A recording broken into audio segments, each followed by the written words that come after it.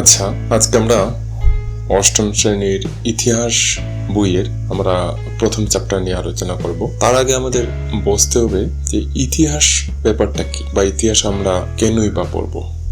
আমরা যদি একটু গভীর বিশ্লেষণ করি, চিন্তা করি, তাহলে আমরা দেখব যে ইতিহাস শুধু তারিখ, বছর বা রাজাদের নাম মুখস্থ করার ব্যাপার নয়। গভীরভাবে বিশ্লেষণ যখন আমরা করি, তখন আমরা দেখতে পারি যে আজকের সমাজ, আজকের শাসন ব্যবস্থা এবং দৈনন্দিন জীবনের নানা ক্ষেত্রেই ইতিহাসের সুস্পষ্ট প্রভাব আছে।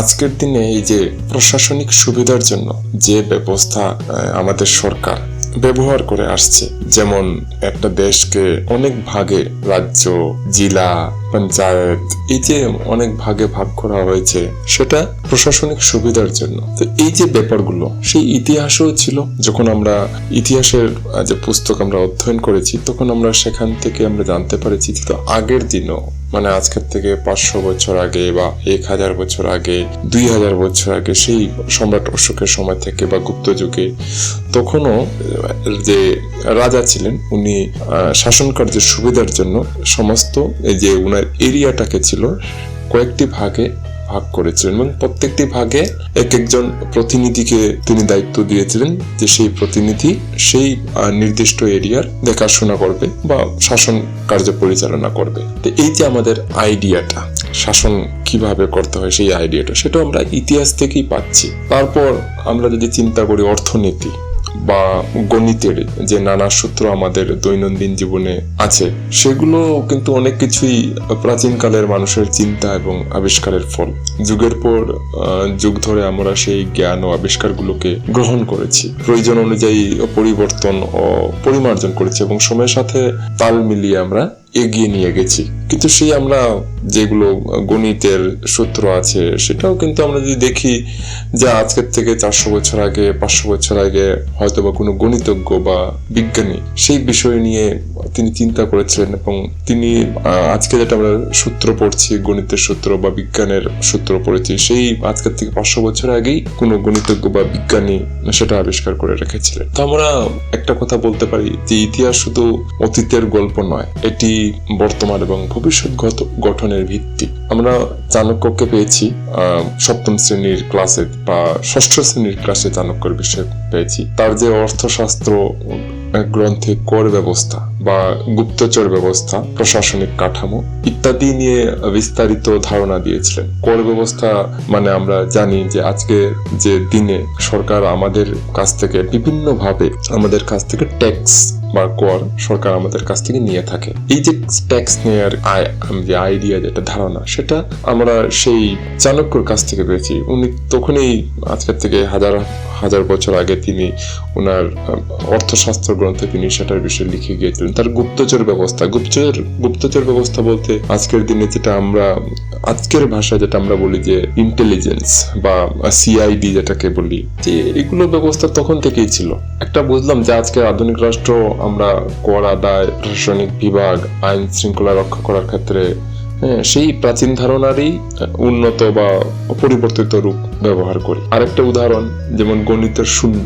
গণিতে আমরা সাধারণত 1, 2, 3 থেকে শুরু করি কাউন্টিং, তবে একের আগে যদি আরেকটা সংখ্যা থাকে, সেটাকে আমরা বলবো শূন্য বা দশমিক পদ্ধতি। হিসেব নিকেশের সুবিধের জন্য এই শূন্য এবং দশমিক পদ্ধতির ধারণা যেটা, সেটা আমাদের প্রাচীন ভারতীয় গণিতজ্ঞরা আবিষ্কার করেছিলেন। যেমন আর্যভট্ট গণিত ও জ্যোতির্বিজ্ঞানে গুরুত্বপূর্ণ অবদান রেখেছেন। আজকের কম্পিউটার বিজ্ঞান, ব্যাংকিং সব ক্ষেত্রেই এই সংখ্যা পদ্ধতি অপরিহার্য, মানে শূন্য বা দশমিক। তার মানে আমরা কি বুঝলাম যে প্রাচীন আবিষ্কার, প্রাচীনকালের যে জিনিসগুলো বিজ্ঞানীরা, গণিতজ্ঞরা যেটা আবিষ্কার করেছিলেন, সেটা আজকের দিনেও কতটুকু প্রভাব আছে। তো এই উদাহরণগুলো থেকে বুঝতে পারি যে ইতিহাস শুধু অতীত নয়, এটা আজকের, বর্তমানের বা ভবিষ্যতের ভিত্তি। তো যাই হোক, আমরা চলে আসি আজকের মূল বিষয়বস্তু, অষ্টম শ্রেণীর ইতিহাসের প্রথম চ্যাপ্টার, এটা প্রাচীন কামরূপ রাজ্য।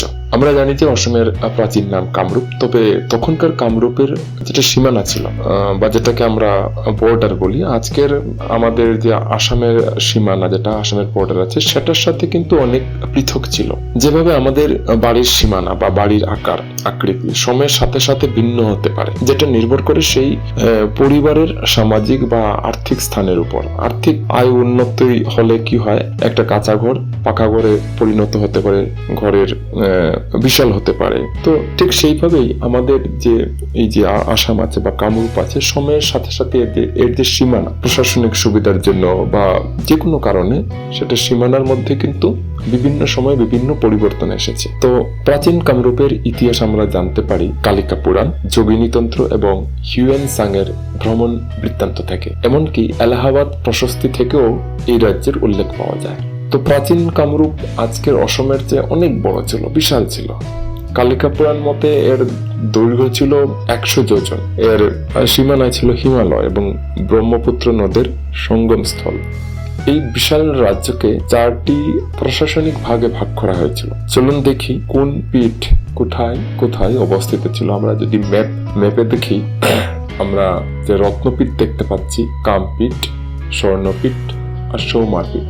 রত্নপীঠ যদি আমরা এখানে দেখি স্ক্রিনে, বাম দিকের লাল অংশ, এটি পশ্চিমের করতোয়া নদী থেকে শঙ্কুশ নদী পর্যন্ত বিস্তৃত। তারপর আছে বাম দিক থেকে সেকেন্ডে কামপীঠ, যেটা সবুজ অংশ দেওয়া। এটি শঙ্কুশ নদী থেকে পশ্চিমে বরনদী পর্যন্ত বিস্তৃত, যেখানে বিখ্যাত কামাখ্যা মন্দির অবস্থিত, আজকের দিনের যেটা গুয়াহাটি আমরা বলে থাকি। তারপরে যদি আমরা যাই, সেটা আছে স্বর্ণপীঠ, সেখানে আমরা হলুদ কালার দেওয়া আছে। এটি পশ্চিমে বড় নদী থেকে পূর্বে ভরলী নদী পর্যন্ত বিস্তৃত। আর একদম শেষে, একদম এক্সট্রিম রাইট সাইডে, মানে একদম ডান দিকে আছে সৌমারপীঠ, সেটা নীল ব্লু কালার দেওয়া আছে। এটি ভরলী নদী থেকে পূর্বে দিখু নদী পর্যন্ত এবং তারও আগে সদিয়া অঞ্চল পর্যন্ত বিস্তৃত ছিল। তো এটাই হচ্ছে আমাদের কামরূপের সেই 4টি ভাগ, 4টি পীঠ। সেটা কেন করা হয়েছিল? প্রশাসনিক সুবিধার জন্য। এবং প্রত্যেকটি এই যে 4টি অংশ আছে, প্রত্যেকটি অংশেই সরকারের এক একজন প্রতিনিধি ছিল।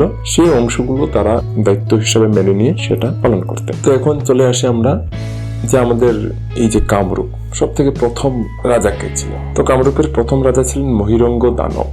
তার নাম থেকেই ময়রাং পাহাড়ের নাম হয়েছে, যে পাহাড় আজকের দিনে গুয়াহাটি থেকে শিলংয়ের মধ্যবর্তী স্থানে কোথাও ছিল। তার পরবর্তী শাসকদের মধ্যে হটকাসুর, সম্বরাসুর, রত্নাসুর, ঘটকাসুর ইত্যাদি এরা কামরূপ রাজ্য রাজত্ব করেছিল। তবে এখন যাদের আলোচনা করলাম, যে এই যে মহিরাঙ্গ দানব, যিনি দানব বংশ প্রতিষ্ঠা করেছিলেন কামরূপের প্রথম, বা তার পরবর্তী শাসকদের মধ্যে যে নামগুলি বললাম, হটকাসুর, সম্বরাসুর, রত্নাসুর, এদের বিষয়ে খুব একটা প্রমাণ বা তথ্য পাওয়া যায়নি। কিছু আমাদের পৌরাণিক গ্রন্থ মতে বা পৌরাণিক শাস্ত্র মতে এদের কথা উল্লেখ আছে, কিন্তু পৌরাণিক শাস্ত্র মতে বা পৌরাণিক ঘটনা বা গল্প মতে এরা আমাদের কামরূপে রাজত্ব করেছিলেন। তো যাই হোক, তারপর দানব বংশের পরে আসলেন নরকাসুর। উনার জন্ম নাকি ভূমি থেকে হয়েছিল, সেই জন্য ওনার বংশকে ভৌম নরক বংশ বলা হয়। ভূমি মানে মাটি।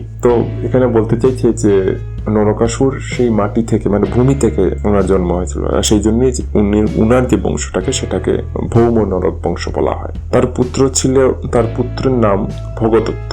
তিনি প্রচন্ড বড় বীর ছিলেন। তোমরা মহাভারতের গল্প পড়েছে যারা, তোমরা নিশ্চয়ই জানো যে ভগদত্ত বিখ্যাত বীর ছিলেন। তিনি সেই যে মহাভারতে যে কুরুক্ষেত্রে যেটা যুদ্ধ হয়েছিল পাণ্ডব এবং কৌরবদের পক্ষে, পাণ্ডব এবং কৌরবদের মধ্যে, তিনি কিন্তু কৌরবদের পক্ষ নিয়ে তিনি পাণ্ডবদের বিরুদ্ধে যুদ্ধ করেছিলেন। সেটারও একটা কারণ ছিল, কারণ ভগদত্তের কন্যা ভানুমতিকে বিবাহ করেছিলেন দুর্যোধন ছিলেন কৌরবদের প্রধান। তিনি